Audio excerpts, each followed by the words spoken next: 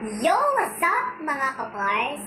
For today's vlog, tatalakayin natin kung bakit nga ba Cokie and Parrot ang pangalan ng channel natin. Ayun nga. So, kaya Cokie and Parrot kasi Cokie is referring to my partner and Parrot is me. So, yun. None other than me. Sorry. It's so annoying. So, ayun mga kapars. So, ngayong araw na to mga kapars, wala tayong ibang gagawin kundi magtsikahan. So, ngayon kasi mga kapars is pahinga natin kasi bukas bakbakan na naman sa ating racket na pupuntahan. So, mga kapars, bakit nga ba co-pars or Cokie and Parrot? Bakit nga ba nangyari yun? So, ayun na nga pars. Bakit nga ba Cokie and Parrot ang tawag sa amin? So, simple lang. Cokie kasi yun nga yung partner ko is may kalakihan ng ulo. So, ayun, malaki kasi konti yung ulo niya. Tapos, flat kasi yung dito niya banda. Flat yung dito niya sa likod. Tapos, malaki yung dito. Malaki. Basta parang Cokie. Cokie na Cokie talaga siya. That's why I called him Cokie. So, bakit naman Parrot sa akin? So, any idea mga kapars kung bakit Parrot ang tawag sa akin? So, walang nakahula. So, simple lang naman mga kapars. Kasi yun nga sa sobrang daldal ko yun. Putak ng putak, dakdak ng dakdak, talak ng talak. So, kaya yan tinawag akong Parrot. So, as simple as that mga kapars, Cokie and Parrot. So, sa mga nagtatanong dyan, sa mga may love life, ayun, ongoing 4 years na kami ngayon, sa August 26.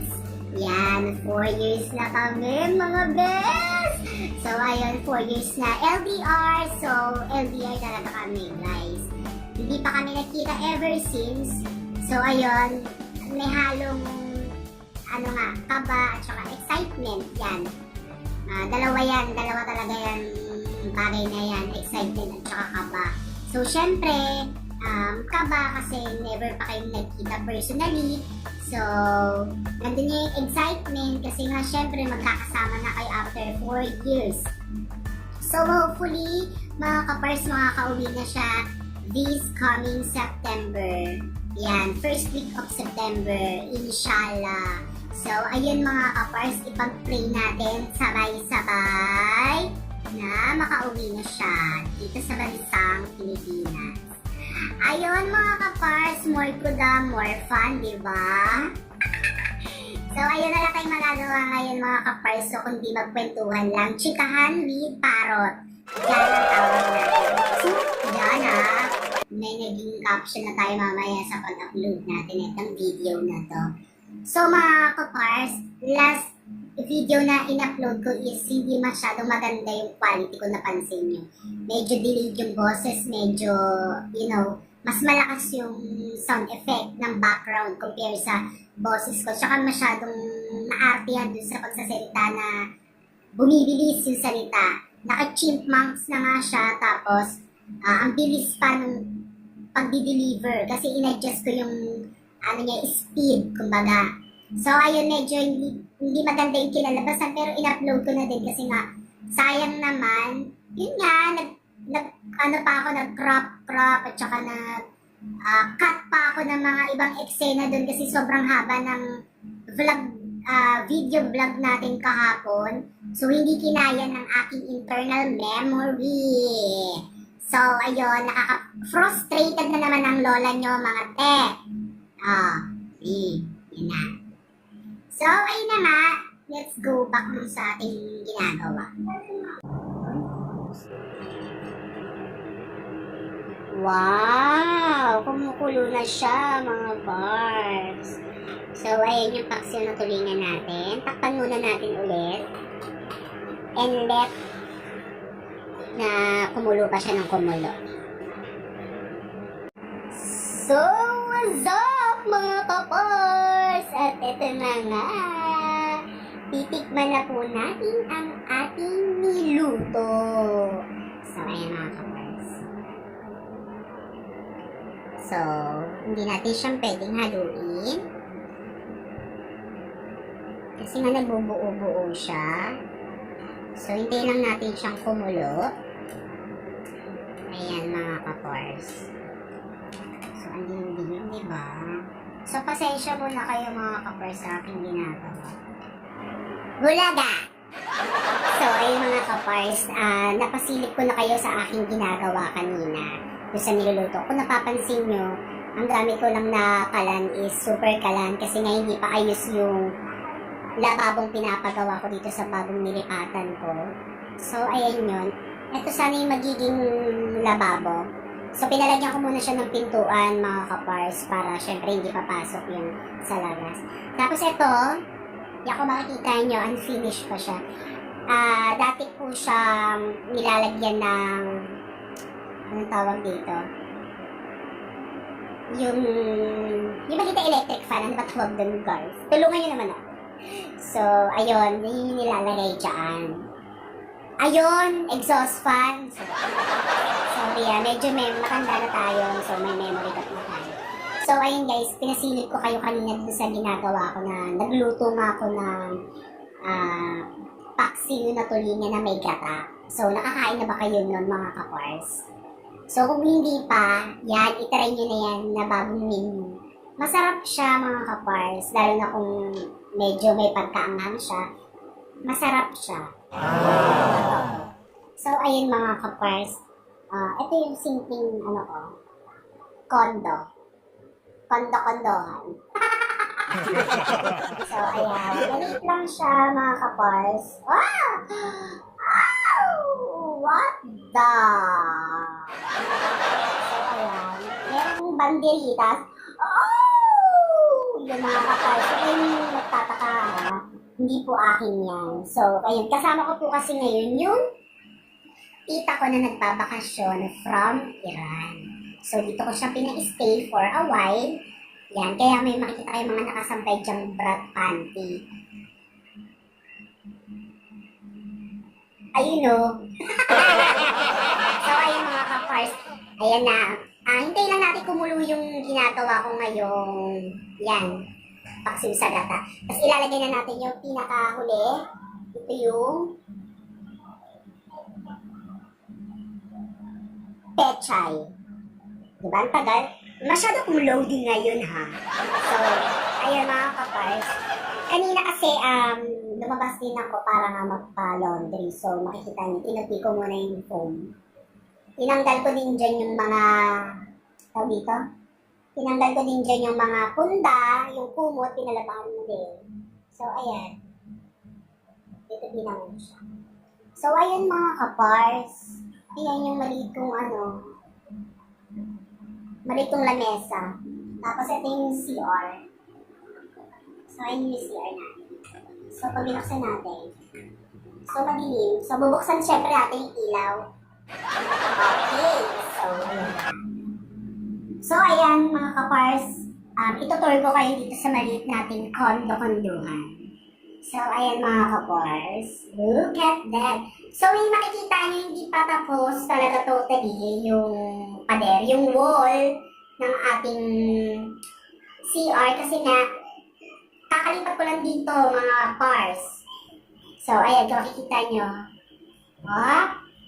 So, ayan. So, hindi pa kompleto, wala pa tayong flush dito sa CR. Sa pinaka-inidoro niya. Tapos, syempre, ang pinaka-pinagmamalaki ko sa inyo, mga kapars. Ewan ko lang kung ang karamihan sa atin gumagamit din nito. Syempre, meron na tayong sponsor kahit nagsisimula pa lang tayo dito mag-vlog.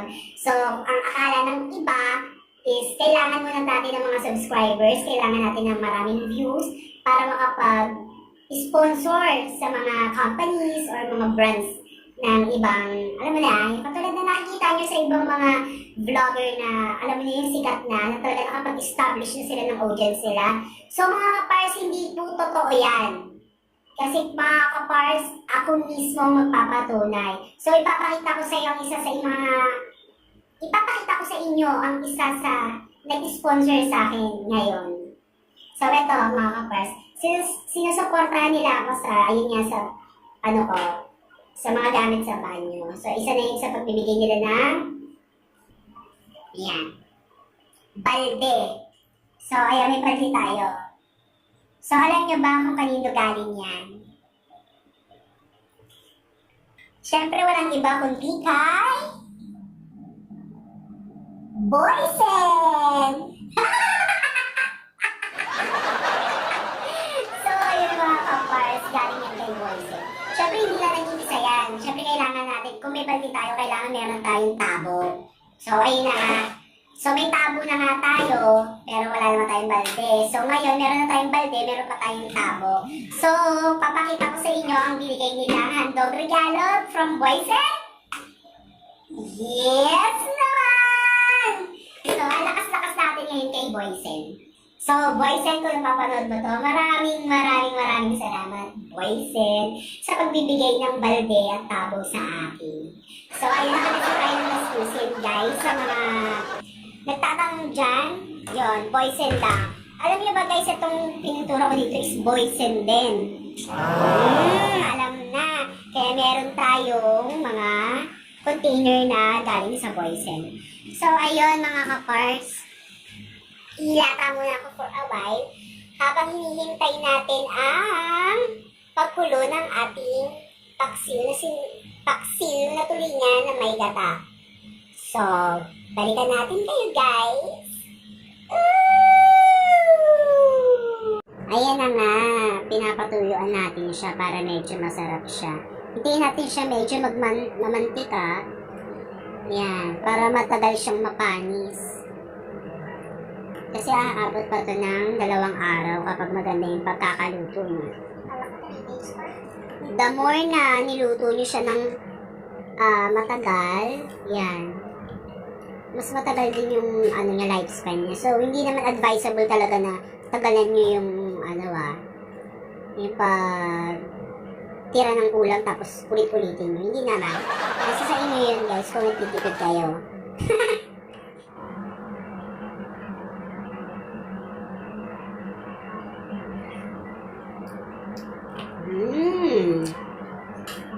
Perfect. So, ayan na! Yo! So, ayan, marinig battery. Tapos na tayo magluto ngayon ng ating dinner. So, pasisilipin ko kayo mga ko. So, ayan na ang gatang tulingan. Let's eat! So, finally mga kapars, natapos na naman ang buong isang araw natin ng kwentuhan, kulitan, at yun nga, ang pag-share ko sa inyo dito sa aking daily life. So, ayun, for now, ako lang muna talaga ang harap sa inyo kahit na nakaka-bad trip na ako. Yun, wala tayong magagawa. Hindi nyo ako mapipigilan at walang makakapigil sa akin. So, ayun mga kapars, sa mga hindi pa nakasubscribe sa aking channel, what are you waiting for, guys?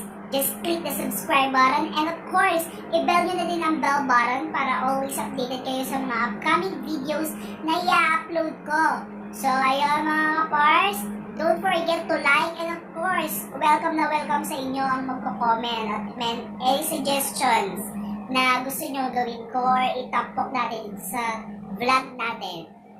So, ayun, medyo masok na kanin natin. Kakatapos ko lang kumain mga kapars. So, ayun mga kapars,